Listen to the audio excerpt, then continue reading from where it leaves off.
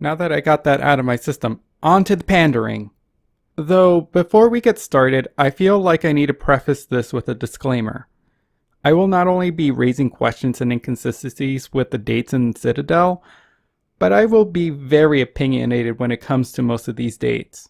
Please keep in mind that if you enjoy any or all of these dates, I'm glad for you. My intention is not to diminish anyone's pleasure that derives from these scenes. With that said, Shepard can get messages from people wanting to hang out with them, or they just happen to stumble across them while exploring the Silver Strip. Most of these dates will trigger once Shepard has met up with the character in the core game and has completed their conversation arcs. Let's go through these by mostly alphabetical order. Ashley's date is the odd one since her date doesn't really have much of a romantic variant if she's your love interest. Just a line thrown in there about testing her endurance. Ashley invites Shepard out to the Silver Sun Casino's bar to prove who the real Spectre is, by having a drinking contest. A fine example you're setting for humanity there, Ashley. Between this and Shepard's umbrella comment, does being a Spectre even mean anything anymore? You keep downing shots until you get approached by a Batarian and a Vorcha who rip off dialogue from a much better space opera, and they get their faces smashed in. I never had Ashley as a member of my crew in Mass Effect 3, but the things I remember most about her is her mistrust of aliens, her family life being tied to the Alliance military, her belief in God, and her love of poetry. We did get a touching moment that not only ties into Ashley's family life, but shows the casualties of war in one of her scenes in the core game, so I guess that's all she gets? It's pitiful that all Bioware thought of for Ashley is to have her drink and get into a bar fight. It's pitiful what they've done to Ashley in general, though. EDI invites Shepard to go out shopping through the use of the extranet and Joker's bank account since it was his idea. EDI asks for gift ideas for Joker, which will lead to EDI talking about Joker's weak body, or EDI potentially buying an expensive car if Shepard doesn't use the interrupt option. EDI then surprises Shepard with a victory ring, which is made with the medals of each Citadel homeworld, and Shepard can express how much they value EDI for being unique. This interaction is alright. We see EDI's fondness for her crewmates and the desire to learn more about human behavior through participation, which reinforces her behavior and motivations in Mass Effect 3.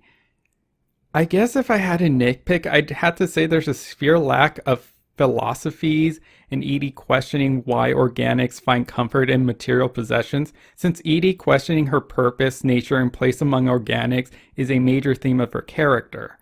It also would have been nice to see what else she thought of getting the rest of the crew.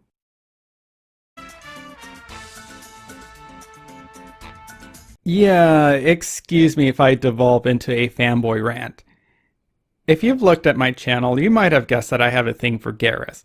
So it might come to a surprise that I really don't like this date. Sure, it's cute seeing Shepard and Garrus in the stance pose, but looking at the date as a whole, everything about it doesn't work. So Garrus wants to meet Shepard at the casino bar to check out the bar scene.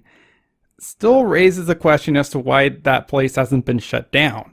Garrus gets checked out by a nameless female Turian as he heads over to Shepard, where they roleplay as themselves meeting for the first time on shore leave.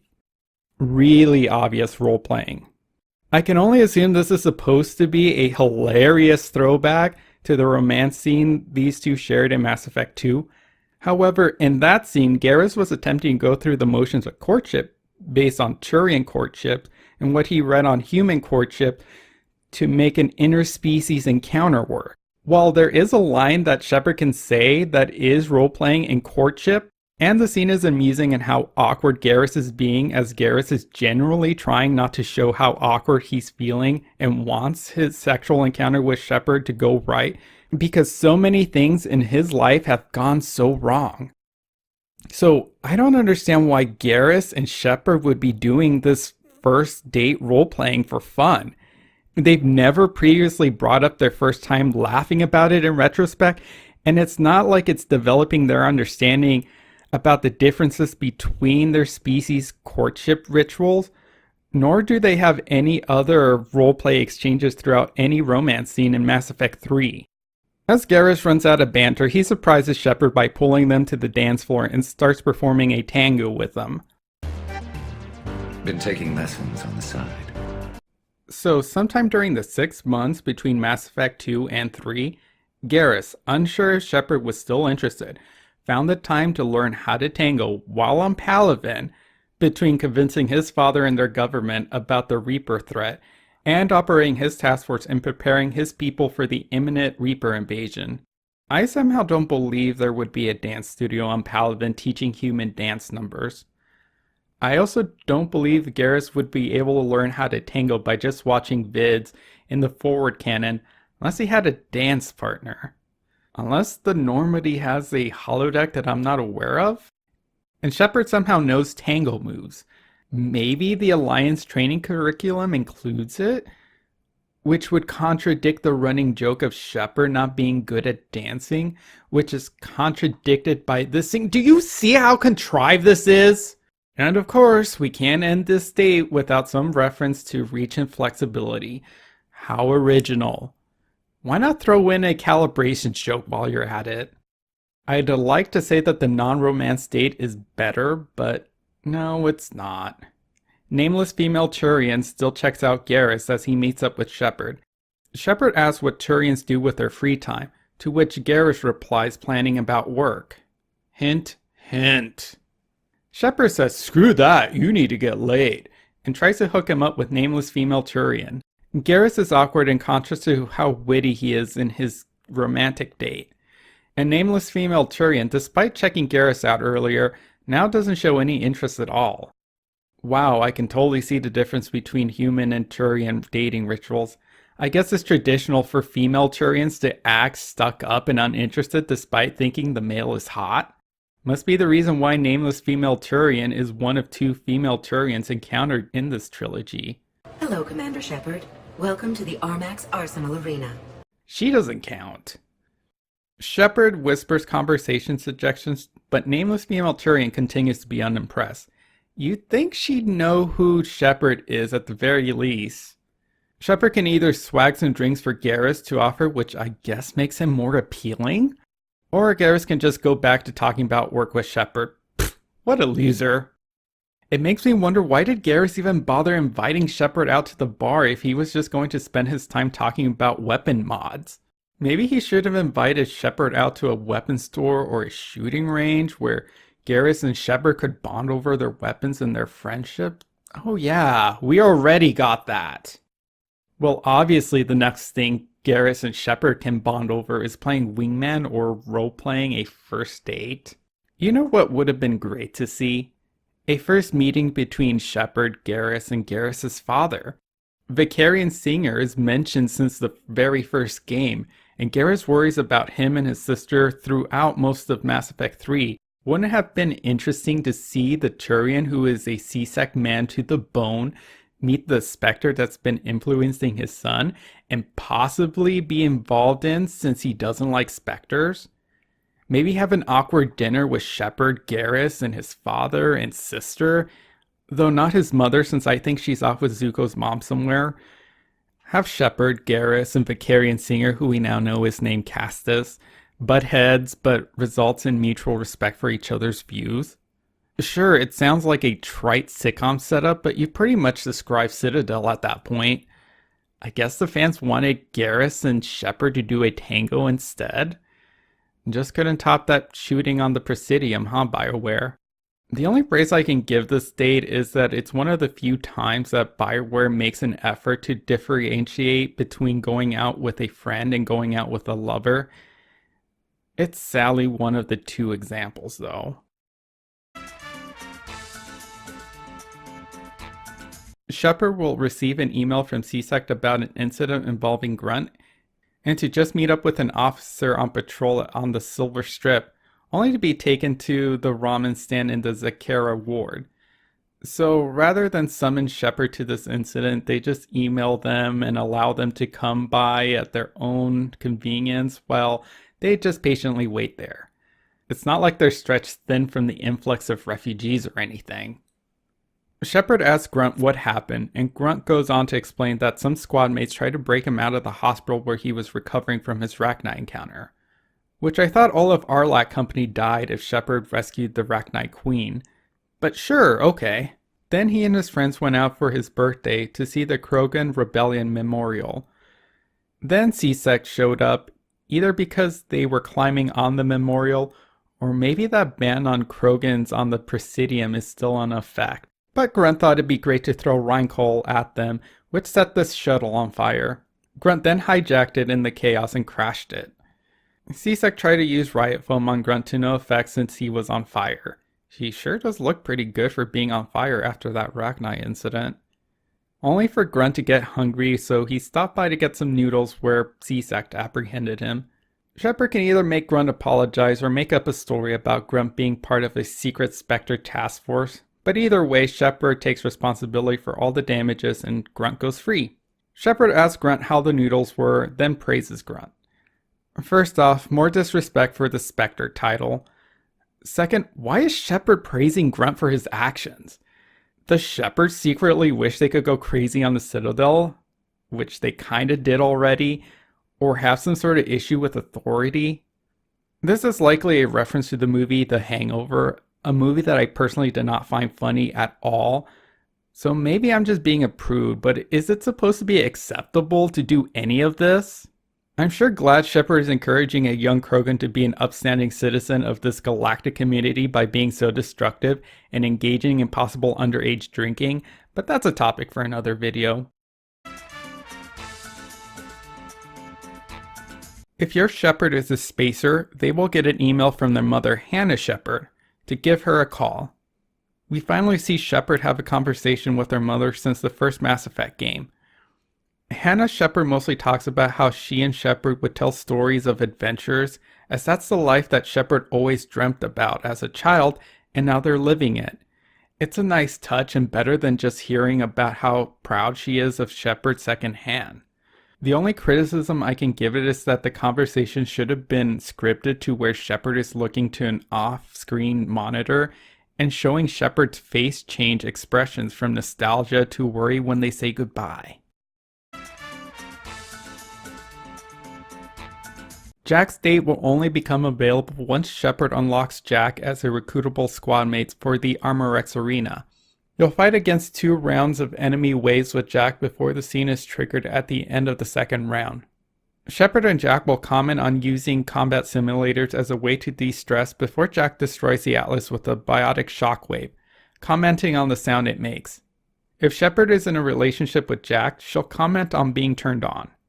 Then, depending on Shepard's class, she'll ask Shepard to set her up for a biotic detonation if they have biotics, or just keep shooting if they're not a biotic.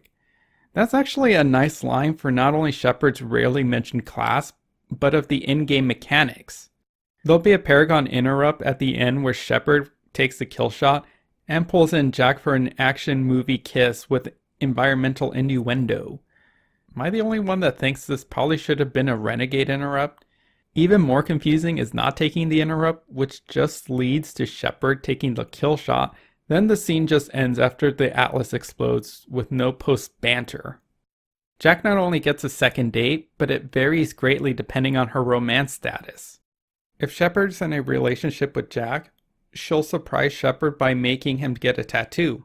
Jack's reasoning is that Shepard will need a permanent identifier, essentially for when Shepard ends up a cadaver, which is something that says that he belongs to her. It's a touching scene since it's always nice to see Jack's softer side, though it feels very heavy-handed considering that we already know how the series ends. If Jack isn't in a romantic relationship, she instead introduces Shepard to her new biotic, Varen, she adopted from a rescue named Izo. Okay, seriously, what is up with treating Varens like pets? Mass Effect 2 had a tameable Varen on Tachanka, but that one was meant to participate in the equivalent of dogfighting. Isn't normal for a rescue to adopt out aggressive wildlife to people to just turn around and potentially use as a war creature or some sort of pet? And apparently Varen can become biotics too? Does that mean you could get other creatures to develop biotics? This is because this particular Varen came from a rescue from Thessia, Why are there Varen on Thessia? If they're an invasive species, why is there a rescue for them on a planet that they're not native on? Why is a rescue still operating with Thessia is under Reaper invasion? The Alliance is just okay with Jack bringing Ezo back with her? So Jack goes on to describe how Varen that developed biotics are more aggressive and tend to be abused as Shepard tries to keep Ezo from attacking them. Shepard can draw parallels between Ezo and Jack's past to no effect. Also, why does Shepard say that they're watching the apartment for friends since the apartment was given to them, and protesting against it doesn't imply I'll watch it for you until you get back, Anderson? I'm really starting to hate this apartment as a plot point. This date is the other example of BioWare putting the extra effort in differentiating a date between friends and a date between lovers, rather than just throwing in some small line, but still doing the same thing as friends. Also, I guess if Jack's getting laid, poor Ezo is left to rot on Thessia, since Shepard's all Jack needs to get over her emotional baggage. Or a Varen. Oh, BioWare. Why? And I'm not just talking about this date or Shepard's romance with Jacob, just Jacob overall. Where did it go wrong? For those who've never bothered to talk to, let alone romance Jacob in Mass Effect 2, in the 6 months between games, Jacob just chills out on the beach and ends up being a gun for hire for some ex-Cerberus scientist trying to hide from Cerberus. Deciding that he couldn't wait for however long Shepard might remain in Alliance custody, Jacob begins a relationship with one of the scientists, and awkwardly explains himself once you meet up with them. To be fair, Shepard can do the same to Jacob with a Mass Effect 3 romance option. However, if that's not the case, Jacob's infidelity is pretty much swept under the rug with no follow-up once Jacob is found on the Citadel just idling in the hospital lobby. I have to give credit to BioWare for even touching on the subject. If Shepard and Jacob had a relationship, and expand on the shortcomings of the core game with this romance path. Though you can easily argue that this probably should have been in the core game if this was the character path BioWare wanted for Jacob. Unfortunately, it doesn't feel very satisfying, even if you use the interrupt option to slap Jacob. Instead of exploring what Jacob meant to Shepard, how Jacob still loves Shepard, Shepard's possible infidelity as well, or really how much he's probably becoming like his father like he brings up, it's brushed aside rather quickly by saying that he can't change it now because Bree is with child and he's trying to make right by them first. And of course, being a midquel, this isn't going to affect his interactions on the Citadel or his goodbye scene on Earth. If Shepard wasn't in a relationship with Jacob or just goes with it, Jacob invites Shepard to Castle Arcade to play some games with Jacob as he's taking care of some teenagers whose parents are MIA for the weekend. It would have been nice to tie this back to Jacob getting a sense of parenthood, but instead he just challenges Shepard to a game of Rock and Sock'em. If you win, Jacob jokes about Shepard not letting them win just once. Or if you lose, Jacob says you probably let him win. And nothing of value was gained or lost, except maybe your time. James will ask to be invited over to show Shepard something. James will comment on the apartment depending if his date takes place before or after the party. James then talks about how the apartment isn't his style and he prefers the Pacific and misses the people there. Shepard inquires about a love interest for James, which he says that fraternization doesn't work out in the military.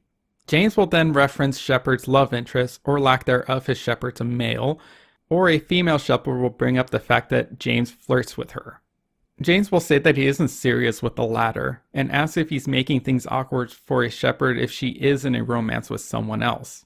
This is the point where a female Shepard can push back and start coming on strong with James, and asks what it would take for James to sleep with her, thus setting up the one-night stand with James if this date takes place before the party. Getting back to why James showed up in the first place, James shows Shepard the finished N7 tattoo he got to show that he's all in about being an N7. Anyway, that's it. Just wanted to show you that bad boy. I gotta get back to the Normandy. Esteban wants my help working on the shuttle. Wait, I thought you were all supposed to be on shore leave. Why is Cortez working on the shuttle?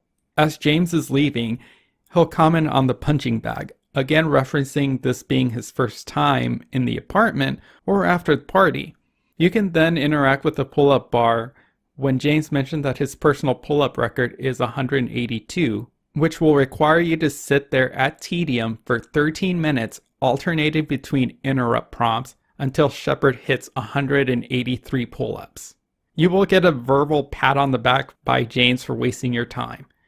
Seriously, you don't even get a novelty 1% bonus to melee attacks, and you'd probably be better off doing a single pull-up for 13 minutes.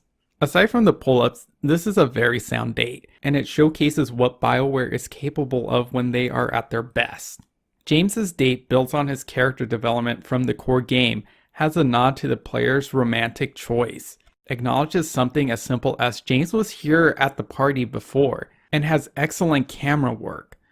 It's all the things I would have loved to see in the core game, as small touches to the dialogue that reference past choices and current status makes limitations in the dialogue options more bearable. At the very least, I would have loved to see more variations with dialogues in other Citadel dates like this. However, now I have to talk about the bad side of the state. As stated before, Shepard can take the flirting to the next level and proposition James, which, while finding her attractive, he can't bring himself to because he can't forget that she's his commanding officer and Shepard. Things would be fine if it was left there because it adds to the dynamic of will they, won't they. And it's great to see a flirtatious character not get involved with the player character, especially since he has his reasons. However, if this date is done before the party and he's coaxed at the party with the option where he'll drink himself to not see Shepard as his commanding officer, he'll roll with it. James will then wake up with Shepard at the end of the party, not remembering much and telling Shepard that they will never speak of it again. Where to start? First off, let's not talk about it again is an obvious cover-up because this change in Shepard and James's relationship is not going to carry over to the core game since this change happens in this midquel. Second, sure, let's not talk about just having a casual sexual relationship as two people who have needs. That would have been way too progressive BioWare. Third, this ruins that will they, won't they dynamic with a cheap off-screen drunken rutting. All of that is not even touching the disturbing implications of Shepard taking advantage of James. Yeah, James may have wanted it, but it's not helped by James never wanting to talk about it afterwards. And just leaves me feeling icky in an otherwise great scene. Javik asked Shepard for some advice about starring in a movie for Morale that he was approached about, which turns out to be a Blasto movie. I assume that the film set, creative attitudes, and writing are supposed to be mocking schlock films in the vein of asylum films. The film's script is poorly written. Javik, not amused, will be his usual self. Shepard can either go along with the script or make snarky comments. Javik's date highlighted some issues I had with the interrupt system in Citadel, which is that most of the interrupt options feel like they were the opposite of what they should be. The dialogue option has Shepard going along with the script in the upper Paragon position of the dialogue wheel. However, the two Paragon interrupts in this date has Shepard going against the script, which those dialogue options are in the lower Renegade part of the dialogue wheel. Regardless of the options taken, the movie ends with Javik hitting the Vorcha counselor with his green biotic throw, possibly killing him, and they leave with the director already getting the set ready for the next Blasto movie. So, why is Blasto popular again? There's not really much of Blasto in this date, and the Hanar actor that portrays Blasto just kinda acts like a jerk. I found this date so boring, probably because the humor failed to hit me. It's also a waste since we don't even learn anything more about Javik. Shepard doesn't really interact with Javik. It's just Javik and Shepard on the movie set reacting to the absurdity of the film. It offers nothing new and recycles Javik's catchphrase of throwing things out of an airlock. Shepard can stumble across Joker at the Silver Sun Casino bar where he's trying to convince the bartender to comp his drinks by telling her how he fought a bunch of service soldiers single-handedly during the Citadel coup attempt. Unsurprisingly, the bartender doesn't believe him. Shepard can either stand by Joker's ludicrous story or tell him to pay his own drinks. As amusing as Joker's ridiculous story is, I feel that this paints Joker in a bad light. Joker's essentially conning free drinks by using an attack on civilians where dozens of people were killed to his advantage. I think those dialogue options should be reversed there. Didn't we also already have a scene where Shepard got used to get free drinks on the Citadel? Kaidan invites Shepard out to dinner, only to come over and tell Shepard that he's making dinner instead because he's tired of eating out. Okay. What are we having? Canadian delicacy of some sort? Sure. Exactly. We have, beef, we have bacon, we have beer. The foods of my people. Is this true, citizens of Canada? I feel that statement can apply to most Western cultures. A non-romance Shepard will mock Kaidan's cooking throughout the date, but ultimately enjoy it. Thank you. I'm an enigma. I've got skills. Sure, Kaidan, whatever you say. If Shepard's romancing Kaidan, the dialogue changes greatly. It's not quite the change like Garrus or Jack's romance states, but it does offer some insights on Kaidan's past, of how he learned to cook while he was in his biotic training camp, and Kaidan asking Shepard if they know how to cook. Dinner is followed by post-food cuddles or sex. As bland as Kaidan can come off sometimes, this is a charming date. I think it has a lot to do with how mundane this date is. It adds credence to Shepard's relationship with Kaidan as an actual relationship rather than just a romantic relationship stemming from the pressures of death or being put in extraordinary situations. Or some of these other dates. Shepard can find a suspicious device at the Silver Sun Casino, which will trigger Kasumi entering the casino with a team talking out loud about their intentions to rob the place. Kasumi sees Shepard and bails unless Shepard uses the interrupt. Kasumi explains, People who can't get to the Citadel are having a rough time out there. This place has more money than it knows what to do with. It can help those refugees survive. I would argue that refugees can probably use supplies more than credits, but I'm just glad that someone's thinking about the war effort during their shore leave. And it's not like the owner can spend it if the Reapers win. I'm doing what I do. Raiding Cerberus bases and infiltrating Reaper-held locations is fun. Oh, Kasumi. How I wish you were a more relevant character in the series. I really mean that. I love Kasumi, as unnecessary as she was, and I love the idea of her playing Robin Hood despite how short and pointless this date is. Liara will email Shepard about wanting to get away from the Normandy and lets herself in while Shepard is in the bathroom. Liara starts to play the piano, a rendition of Vigil's theme from Mass Effect. Shepard will be surprised that Liara can play the piano.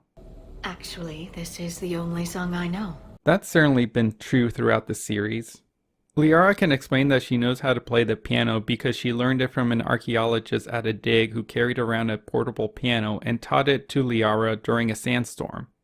Wow, a brief but logical explanation as to how an alien knows how to play a human musical instrument. Imagine that! A non-romance Liara can talk about how she's always hunting down knowledge, but sometimes you'll learn the most by spending time with those you care about, and Shepard will suggest that Liara just work out of the apartment. With a romance Liara, Glyph will continue to play the piano, while Liara and Shepard share a moment, with an interrupt option to bring her closer to Shepard.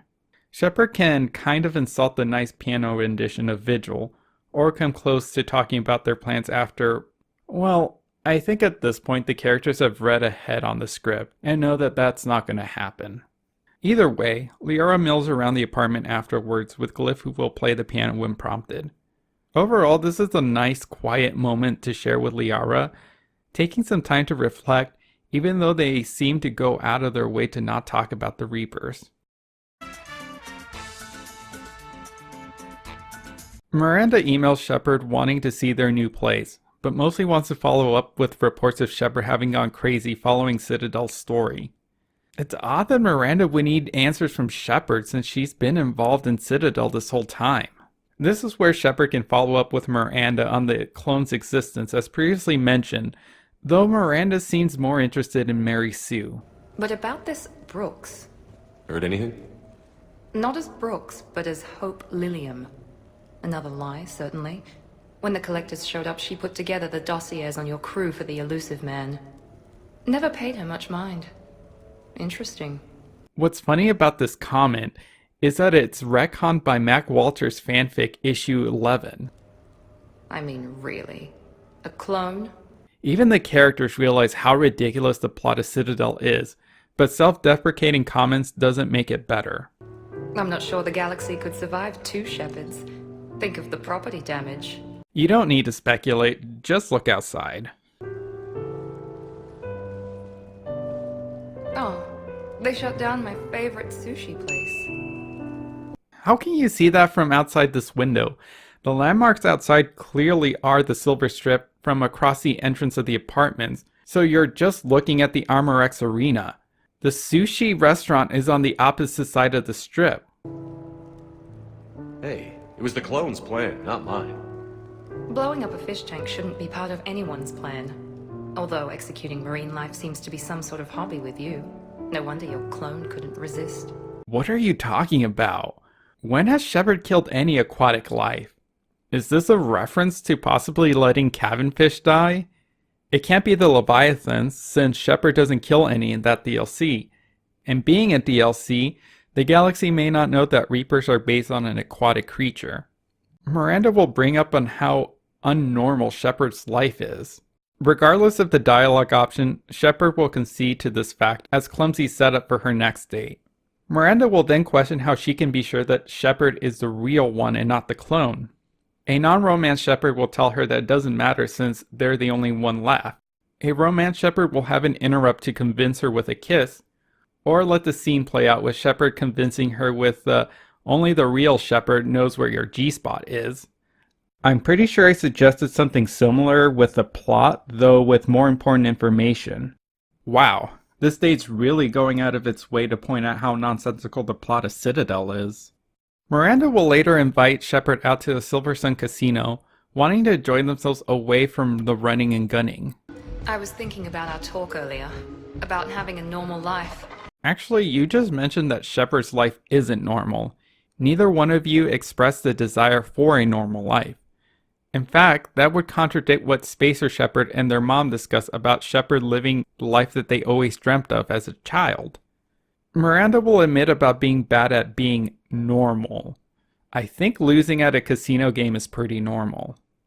Miranda will ask Shepard for ideas to help her be normal. Regardless of the dialogue choice, again, pretty much has Shepard implying to cut loose by being reckless and drunk. Oh god. I'm gonna regret this. What the hell is wrong with your hand? I know that most of the hands in this game look awful, but this scene just draws way too much attention to it. Seriously, Miranda, what were you doing before this to have your hands look like that? And since it draws attention to itself, it becomes obvious that Miranda's little red dress is a recycled asset, which wouldn't be an issue if it wasn't Miranda, and it's noticeable that her biggest asset is missing from the scene. The romance dialogue option works a lot better in this date in my opinion, and this whole second date would make more sense if it was just restricted to a romance Miranda.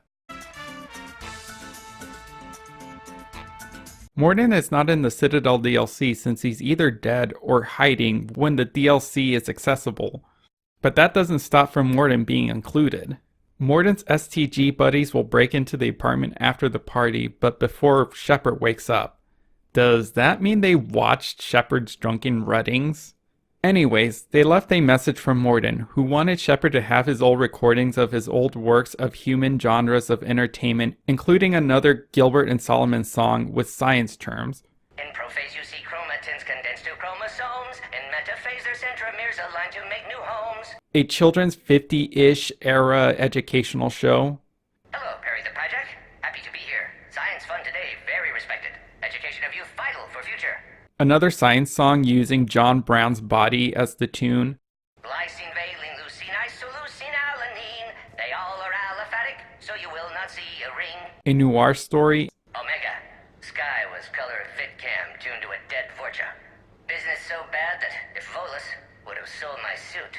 And Mordin attempting to sing Amazing Grace. Through many dangers, toils, and snares, I have already come.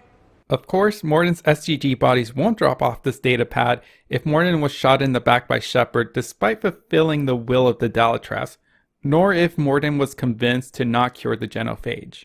While it makes sense for Mordin not to show up on Citadel if he's alive, his inclusion through just a datapad not only makes it look like pandering, but carelessly thrown in. The datapad itself is only available right after waking up from the party, and it's easily missed when there's an after party to interact with. Then there's the quality of Mordin's message. I interpret older work as drafts and not really my good stuff. I think the best of these is the children's show audio, probably because I can picture Mordin creating something like that, though I feel like this has been done before with another Mass Effect character by a fan. The songs definitely do not top Mordin's song from Mass Effect 2, and while I like noir stories and the idea of a small noir story being told in the Mass Effect universe, the writing and the pacing feels off here. No matter whether I thought any of these songs and narratives were any good, however, they're all brought down by the quality of Mordin's voice. I can't even tell if this is William Salyers reprising the role since the filters make Mordin's voice sound a lot more high-pitched than it should be. And it couldn't be from the additional filters of the datapad since Mordin sounded fine on the datapads on Surkash. Log, Mordin Solus 178.3. Malin's cure, disrupting autoimmune response. Krogan females dying. Malin's data details procedures. Spotted his error. Brute force application to alter hormone levels. Shows how far he'd fallen. Glad I saved data. Have developed counteragent. Saved at least one female. Shepard, hope you're well. New mission on Tuchanka could end things. Made preparations. Asked friends in STG to leave this with you next time you were off duty. Some of my older work. Performances, stories, merely entertainment. But entertainment useful at times. Good luck. But hey, at least BioWare gave the fans more of Mordin's quirks, despite him being dead. Isn't that all that matters? Shepard invites Samara over to chat more since they didn't really spend much time together at the party. Based on her email to offer help following news reports presumably about the clone saga. I didn't mean to worry you. We just didn't get much of a chance to talk at the party. We've said our farewells, Shepard. Yeah, it's almost as if this interaction is tacked on or something. These big picture windows remind me of our talks in the Normandy's observation lounge. This view doesn't have quite the same effect as a galaxy of stars, but I can see where it might make one sentimental. Nothing says sentimental like neon holograms of advertising on a very busy street when compared to the views of stars and cosmic bodies. But I get the point. It's supposed to be reminiscent of their old talks on the Normandy in Mass Effect 2.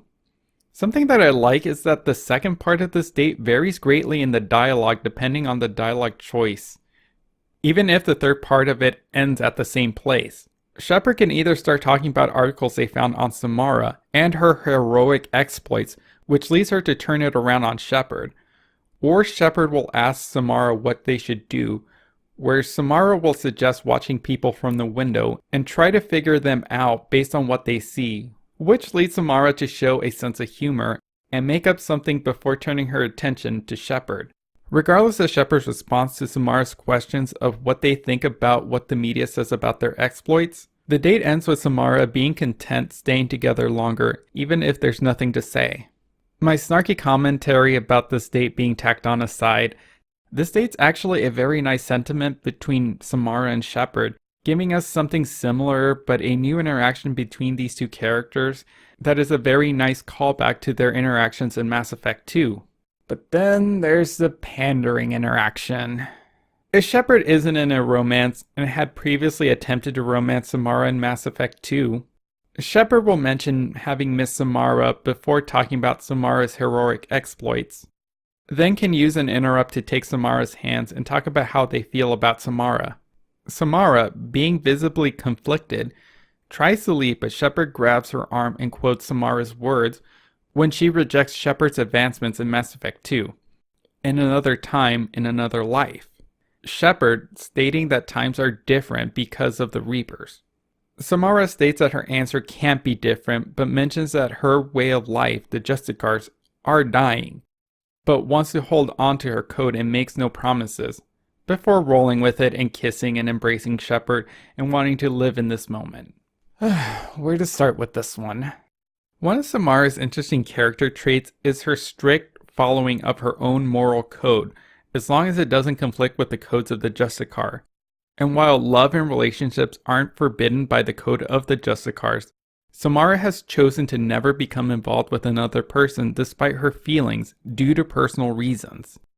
This not only creates an interesting character, but it also bucks the trend of player entitlement to romance options, showing that you can be the best and the nicest person in the galaxy, but it doesn't mean that you'll get the girl at the end. And not because there's something wrong with Shepard, and by extension, the player, but because of other circumstances beyond their control. It's also not that Samara doesn't forget that Shepard had feelings for her as well, as there is a very subtle change to Samara's farewell on the Citadel after her side quests in Mass Effect 3's core game. This romantic option in this date takes the unique relationship of, I know you love me and I care about you, but I can never be with you, that you don't often see in video games, and throws it away to give fans what they want. And don't take that the wrong way, I'm not blaming any Samara Shepard shippers, as I'm definitely not one to talk against non-canonical romances. I'm blaming BioWare's need to sacrifice their original concept for this relationship just to pander to fans as long as their artistic integrity with the trilogy's ending remains intact. Samantha invites Shepard out to lunch and wants to meet up at the arcade, but after waiting a while, finds Samantha in a tournament for an Asari strategy game using space fleets, or as Shepard plainly calls it, space chess. Samantha apologizes only to be taunted by an old rival that she's never been able to defeat. I'm so sorry. I entered the tournament on a lark. I thought I'd be eliminated in the first few rounds. Oh, don't worry. You'll be free to join your friend in 20 moves or fewer. To Caesar. Trainer.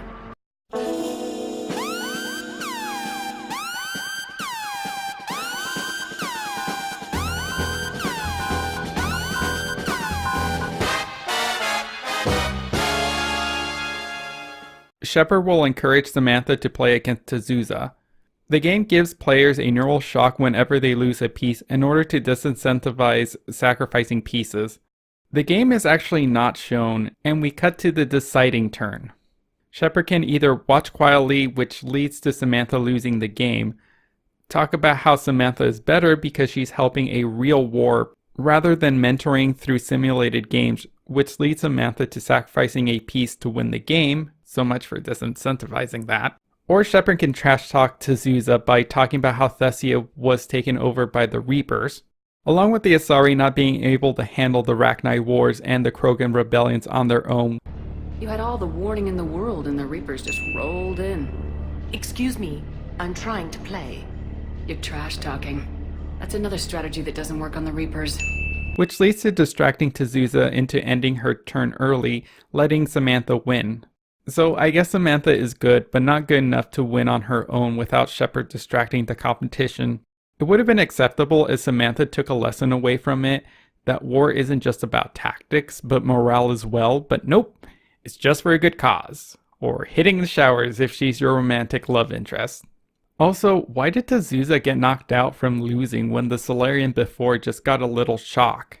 Is it because he lost his last ship and not their homeworld? It would have been nice to see how this game works, or if it was a mini game that you can play yourself. Samantha also gets a second date following the first one, taking a rain check for missing lunch and meeting at the apartment. The beginning will change whether Samantha won the tournament or not, before turning her attention to how big the apartment is and the hot tub. Shepard allows her to use it, or a romance Shepard will be persuaded to join her. A non-romance Shepard will stay out of the room, and Samantha will talk about her minor medical inconveniences before wanting some oils and find some women's toiletries and a massage wand left behind by Kaylee Sanders. You know, people of different genders and sexualities are allowed to share a hot tub. It's not like it's a small hot tub either. It's something if Samantha was very shy, but she's fine with Shepard coming in to bring the bottle of oil rather than making do without to save herself the embarrassment. The dialogue around Samantha's minor medical inconveniences is an interesting thing to learn about her, and that people in the future still deal with those, with one of these options leading to an explanation as to why she has them and can't get them treated through gene therapy. The romance version has one dialogue option leading to off-screen sexy time, with the other having Samantha describe their first romantic shower scene from her perspective of having it all planned out to seduce Shepard like a tactical game. Overall, Samantha's dates are a mixed bag. The first one, while making good on Samantha's love for strategy games as a setup, failed to showcase any development in Samantha's character in relationship to Shepard that it itself set up. Samantha's never been able to defeat T'Souza, but now that she's more worldly and is involved in a real war, could have shown how far she's come if she would have been able to win on her own, with only Shepard's words of encouragement if the Paragon option was used, or if Samantha had knowledge that war isn't strictly about tactics like I previously suggested if the Renegade option was used. And of course, Samantha's rivalship and resolution with T'Souza is something out of a self-indulgent fanfic. The second date romance also fails to develop Samantha's romance with Shepard more, instead just having the first love scene with him described while in a hot tub, because Samantha's only other defining feature besides being a lesbian and loving strategy games is a thing for bathing. It's not like we couldn't have inferred Samantha's intentions from the first love scene in the core game because it's very obvious, but I guess BioWare wanted the player to know that Shepard knows because Samantha wanted Shepard to know. The only interesting part of the second date is if you're not involved with Samantha and we learned something small but new about the Mass Effect universe, but the way it's presented is very distracting. Couldn't Shepard just be sitting on the floor by the hot tub if they didn't want to get in to have the conversation, while Samantha wears a really conservative one-piece bathing suit? Or have this conversation over lunch at the apartment and ended with Shepard letting Samantha use the hot tub after bringing it up? Or why even have this conversation at all? Why not just limit the second date to just a romanced Samantha? I know that I'm likely coming off as harsh when it comes to discussing Samantha. I made it no secret that I see Samantha and our next character Steve as token homosexual characters to appeal to fans, rather than any sort of vehicle for narrative or character development. I can't help but see these facts more apparent than in these dates, and in Citadel's plot where it just seems that Samantha just boils down to quirks, like her need for her toothbrush, her enthusiasm for strategy games, her overexcitement for bathing, or her homosexuality, with those last two things going hand in hand. That's why I like the dialogue from Samantha's non-romance second date. It not only world builds, but demonstrates Samantha's neurotic character. And sure, we see a little bit of that at the beginning of the first date, but then it's overshadowed by a previously unmentioned rivalry that is ultimately unimportant to Samantha's character.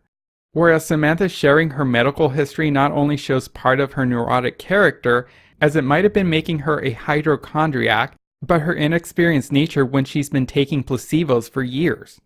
Though I will admit, one good thing I can say about Samantha's date is that we're not hit over the head that Samantha's a lesbian if you're not romancing her. And with my biases established, let's move on to... Steve invites Shepard out to take the shuttle for a spin. So where are we going? Activating external cameras.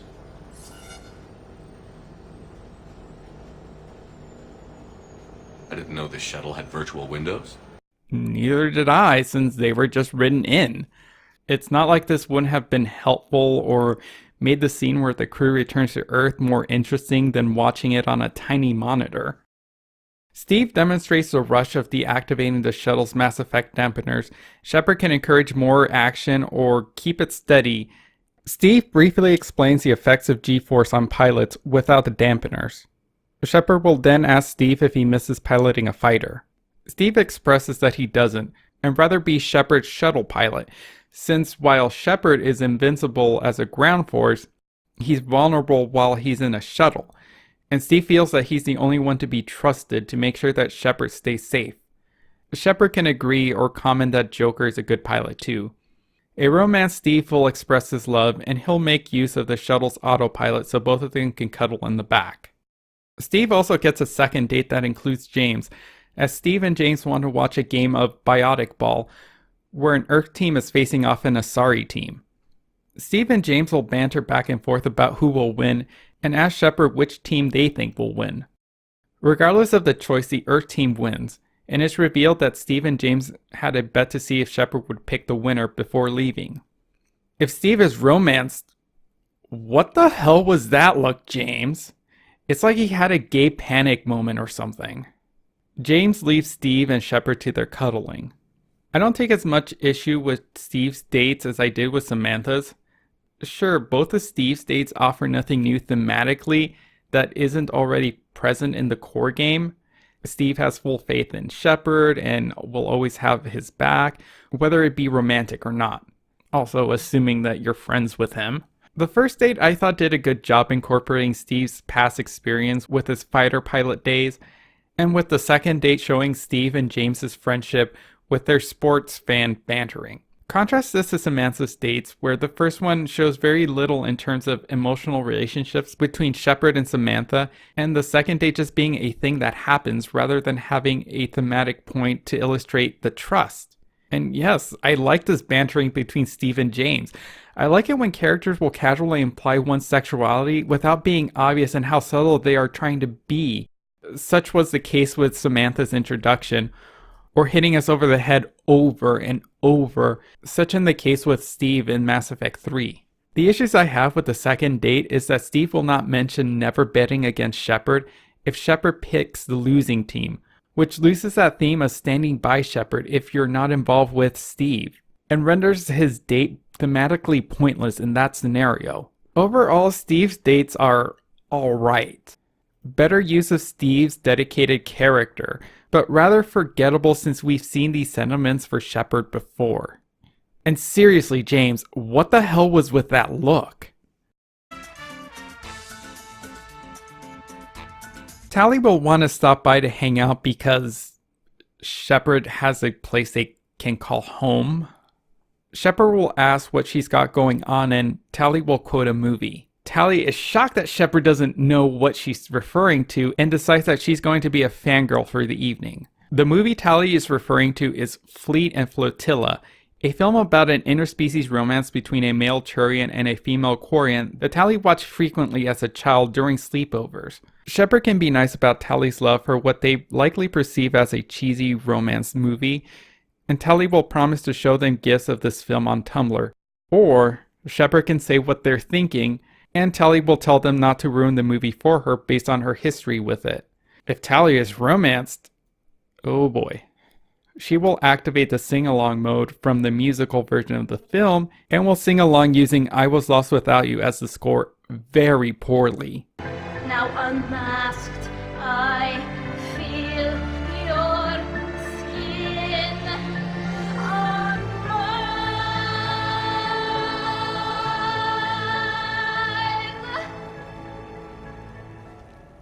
Shepard can comment on how into this Tali is, or how she's always been into exotic alien men, then mimics the film's romance scene. Tali being a bit of a fangirl, I can see that working with her since it's something from her childhood that would have been rather innocuous to bring up. However, I have to question why any parent would allow their child to watch a romantic cross-species film as a sleepover film. I would also have to question why parents of a species with a low population count would allow youth to watch a film promoting cross-species romances. That's something that's never brought up in Tali's romantic subplot, is whether Shepard's romance with Tali would be looked down upon since Quarians likely need to repopulate their species. It's implied that Tali is unsure if it would be an issue, though it seems more to do with leadership rather than it being a cross-species issue. Also, would it make sense that Quarians would be showing something like Fleet and Flotilla among their society, let alone their children, considering that this film was Tali's sexual awakening? That would be like if Mass Effect was some preteen sexual awakening. Huh, I wonder if there's some parallels there. Does that mean Cooper Lawrence was right? And here lies the second issue with this date. There seemed to be a lot more subtext going on than actual content. Tali seems to be an analog for hardcore Mass Effect fans. They make gifs of Mass Effect on Tumblr. They don't like it when people criticize Mass Effect. They'll sing about their passion loudly and are totally fine with Tali's face reveal. Don't believe me with that last one? Watch this scene and really think about it. I want you to see behind this mask. I want you to see who I truly am. I already have. Works for me. Do you see it? Maybe I'm reading too much into it, but that's more entertaining than watching this date. This really doesn't add anything new to Tali and Shepard's relationship or understanding of Quarian people aside from their probable openness to cross-species romance and Tali's romance with Shepard or fling with Garrus. Wow, I guess being with Garrus is just fulfilling a childhood fantasy of hers. And who doesn't love a good cross-species romance? Between you and Jack, you're just asking for it. Shepard will receive a message from, well, it doesn't actually say who it's from, but it's obviously from Koyak, who was contacted by the counselor who wants to hold a human-style memorial service for Thane. An alien counselor wants to hold a human-style memorial service for a dead alien. Koyak says it doesn't matter where it's held, but wants people that knew his father to be there. He also wants Shepard to give a eulogy, since he's worried about recalling an inappropriate memory in front of everybody. I guess it's off to the Presidium where one can receive the highest honor, or just have the memorial service to a hero in somebody's apartment. That works too. I hope Shepard had that place cleaned thoroughly after the party. You can get a pretty sad turnout of only 4 people if Tali, Garrus, and Samara aren't alive. I guess no one else from Mass Effect 2 cared about Thane.